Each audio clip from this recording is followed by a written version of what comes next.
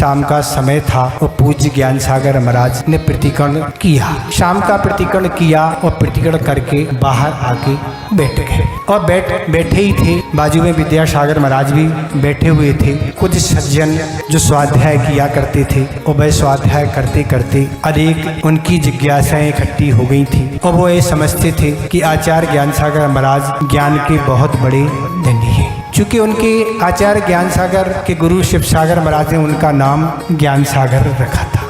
तो ज्ञान सागर क्यों रखा था तो उसको संस्मरण को भी हम जोड़ दें। याद आ गया कि क्यों रखा था। तो जब वह शिव सागर महाराज के संग में प्रवेश जब हुआ था तब उनके गुरु ने यही कहा था कि लोगों को कच्चे घड़े मिलते हैं जिन्हें घड़ों को पकाना पड़ता है, भारी श्रम करना पड़ता है। पर पंडित भूरामल जी हमें ऐसे शिष्य के रूप में प्राप्त हुए हैं जिनको अपार ज्ञान है, जिनकी चर्या भी बहुत उत्कृष्टता को लिए है, हर विषय में यह ज्ञान रखते हैं। तो हमें ऐसे एक शिष्य की आज प्राप्ति हुई है जिसे हमें कुछ सिखाने की जरूरत नहीं है, इसलिए उनने उनका नाम ज्ञान सागर रखा था। तो वह प्रतिक्रमण करके बैठे ही थे तो कुछ सज्जन आए और वह उन्होंने अपनी शास्त्र संबंधी जो भी शंकाएं थी वह क्रम से ज्ञान सागर महाराज के समक्ष रखी। पूज्य ज्ञान सागर महाराज तो अपार ज्ञान के धनी थे, उनने चुटकियों में उन शंकाओं का समाधान इजीली, बिल्कुल ऐसे ही, कुछ सोचने की कोई ना आगम चाहिए ना कुछ चाहिए, सब यहाँ सब ठीक है पूरा, और सारी शंकाओं का समाधान कर दिया। और समाधान करने के बाद जो गृहस्थ आए हुए थे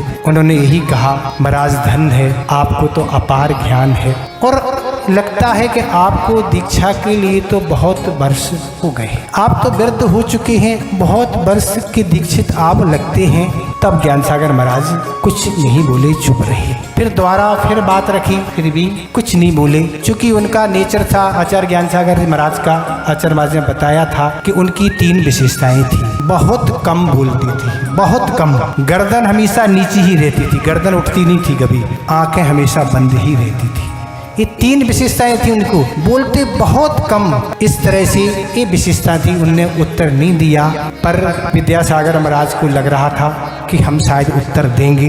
तो ज्ञान सागर महाराज क्या उत्तर देंगे वो हम सुनने से वंचित रह जाएंगे, इसलिए विद्यासागर महाराज भी नहीं बोले। चूंकि बड़ों के बीच में बोलना भी अच्छा नहीं, इस तरह 2 बार चुप रहे। तीसरी बार फिर आप पुनः पूछा, महाराज आप तो बहुत वर्षों के दीक्षित लगते हैं, हमारी बात का समाधान आप कर दें। तब उन्होंने एक ही बात कही कि हम बहुत पुराने दीक्षित नहीं, मैं अभी अभी दीक्षित हुआ हूँ। अभी अभी दीक्षित महाराज, ये बात तो हमें कुछ समझ में नहीं आई, आप तो स्पष्ट करके बताएं। उनने यही कहा, हम भैया अभी अभी अंदर से बाहर, अंदर से प्रतिक्रमण करके अभी आके बैठा हूँ। प्रत्येक श्रवण अपने दोषों को दूर करके पुनः नया नया हो जाता है। इस तरह हम भैया अभी अभी दीक्षित हुए, हम कोई पुराने दीक्षित नहीं है, ये है उत्तम मार्गो धर्म। तब आचार्य महाराज ने स्वयं संस्मरण सुनाया था। तब आचार्य महाराज कहने लगे, इस उम्र में भी इतना अध्यात्म हम तो देख के रह गए कि एक कहलाता है उत्तम मार्गो धर्म, जिनके अंदर सब कुछ होते हुए भी वह अभी भी बालक बनता है, अपने को छोटा स्वीकार कर रहे हैं।